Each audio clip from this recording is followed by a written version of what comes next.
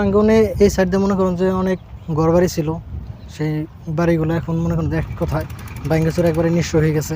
এরা এখন কোথায় মানে নিজস্ব যে জমিগুলো ছিল সেই জায়গাটা ভাঙ্গার কারণে তারা এখন দেখা যায় বিভিন্ন জায়গায় খোলা আকাশের নিচে থাকতেছে।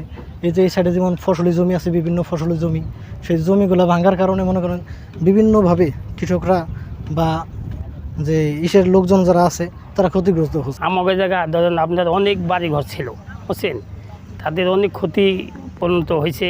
আমাদের বাড়িঘরও ক্ষতি হয়েছে। আমাদের একবার 3বার ভাঙ্গা দিয়ে আমরা বাজার চালিয়ে যায় আমরা মানে রয়েছি। এখন আমাদের একটা ইটভাটা আসলো, সেই কারণেও কিছু এই ইটভাটাটা ভাঙছে। একটা স্কুল আছে, স্কুলটারও ভাঙ্গা নেওয়ার জন্য একটা হচ্ছে।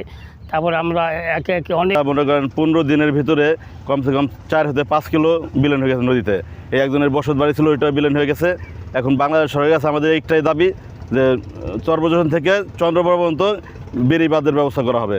যদি বাঁধ নির্মাণ করা সম্ভব হয় সেক্ষেত্রে আসলে ভাঙনটা স্থায়ীভাবে এখানে ভাঙন প্রতিরোধ করা সম্ভব হবে বলে আমরা বিশ্বাস করি। পাশাপাশি এখানে যে স্কুল এবং বাজারগুলো রয়েছে, আমাদের পিয়াজখালী বাজারও অতি সন্নিকটে শয়তানখালী ঘাট থেকে, এবং পাশাপাশি আমাদের জনসংঘ স্কুলও রয়েছে, দুইটি প্রাইমারি স্কুলও আছে সেখানে।